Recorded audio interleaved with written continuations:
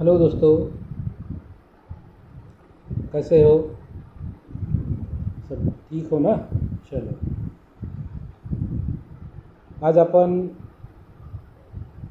वर्ग 9वा science and टेक्नॉलॉजीचा chapter number 1 पाहणार आहोत. Lodge of motion.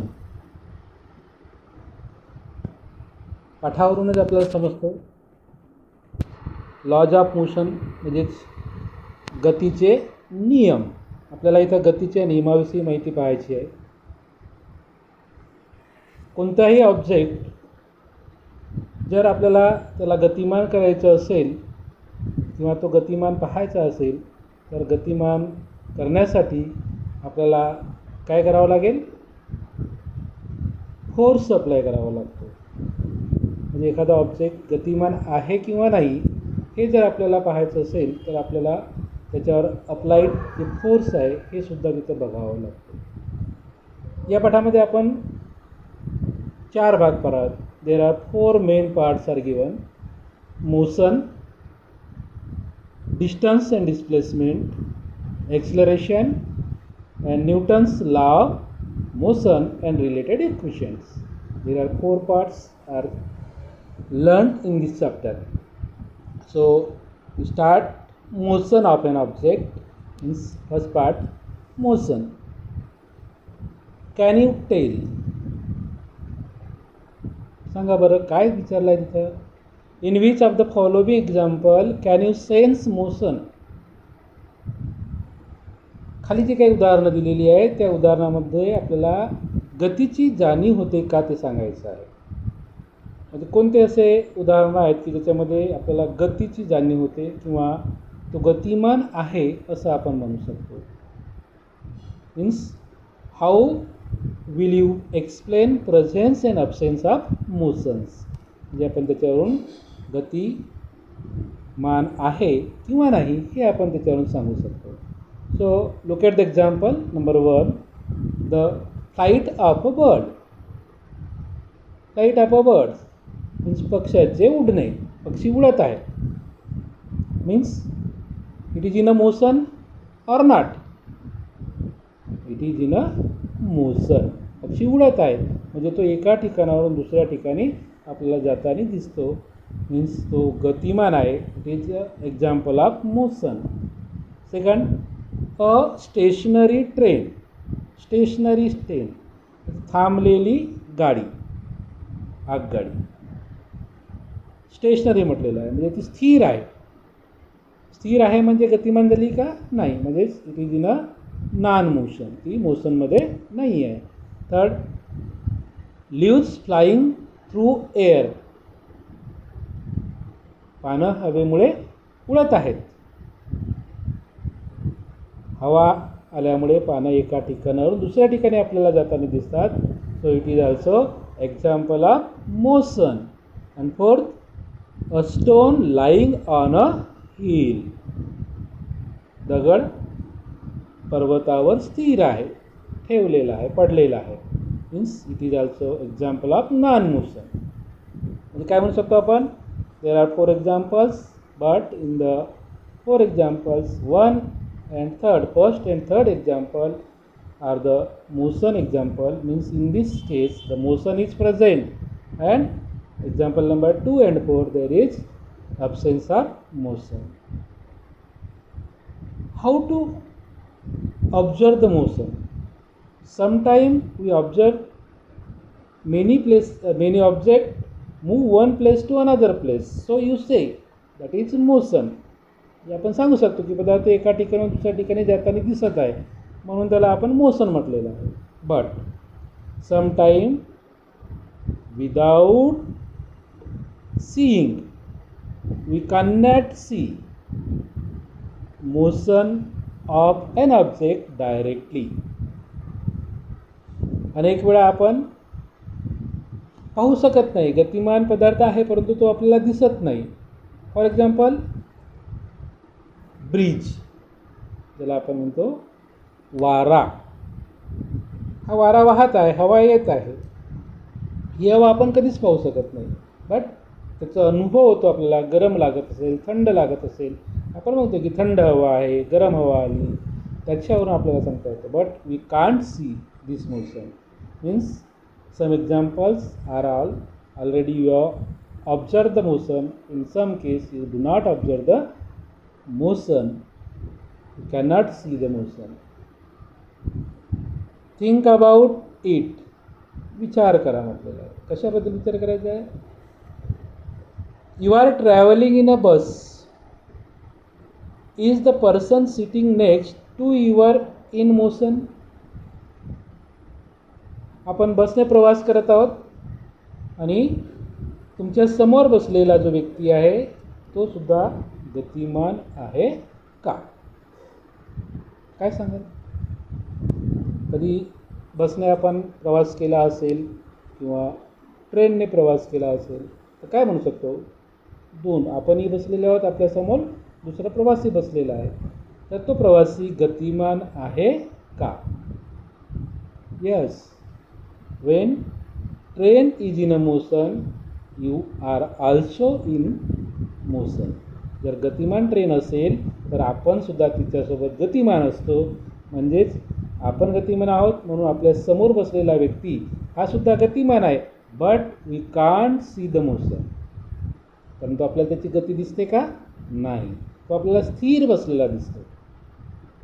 What do you take into consideration to decide if an object is moving or not.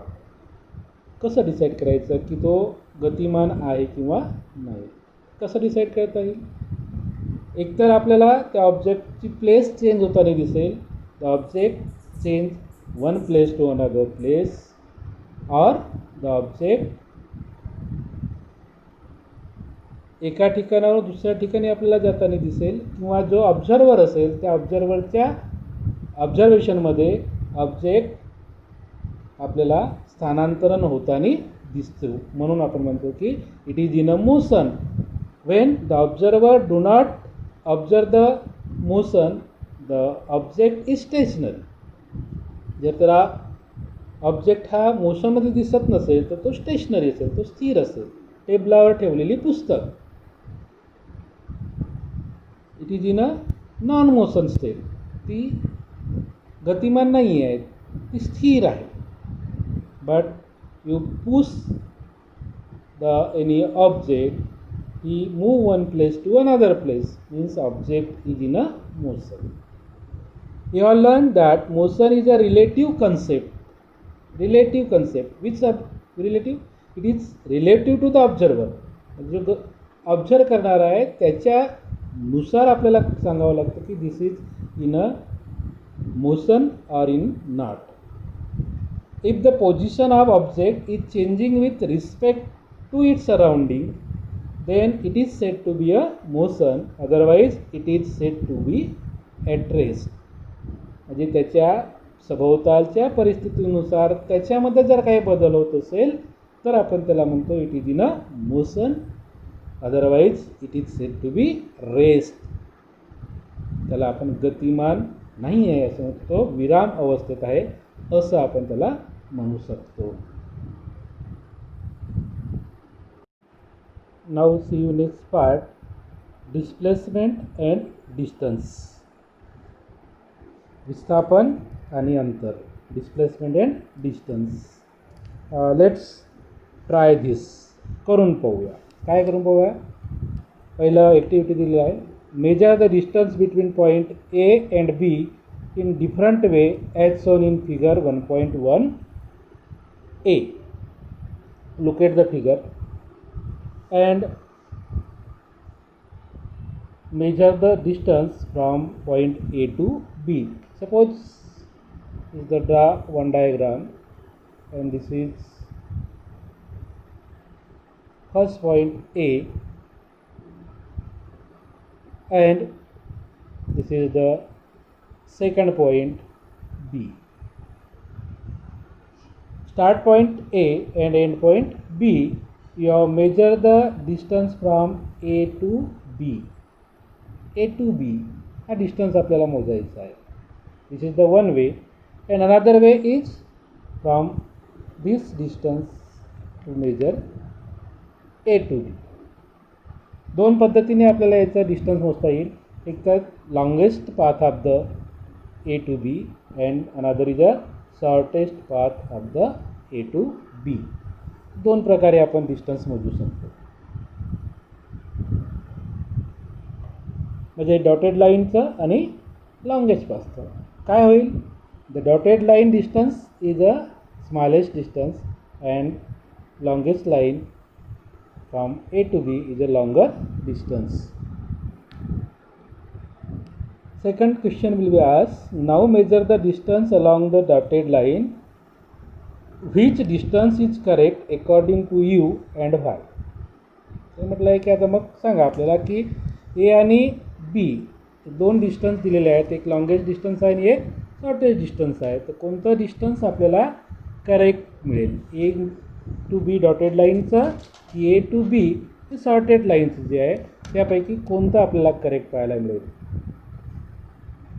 कोणतं येईल करून पाहते. मोजा जे शॉर्टेस्ट असेल आहे ना. The distance measure along the curve path including the loop from A and B is correct distance as far as the distance covered by a particle moving from A and B along the path is concern. The distance measured along the dotted line give the magnitude of the displacement of the particle from A to B. Longest path हा त्यातला आपल्याला total distance cover झालेला आहे तो दाखवत आहे आणि dotted लाईनमधला A to B this is the magnitude of the displacement. तर डिस्प्लेसमेंट म्हणजे काय आणि डिस्टन्स म्हणजे काय त्यासाठी पुन्हा आपण एक दुसरं एक्झाम्पल पाहू. तर तुमच्या पुस्तकामध्ये एक सेकंड एक्झाम्पल दिलेलं आहे. तर सेकंड एक्झाम्पलला पाहू आपण काय केलं आहे.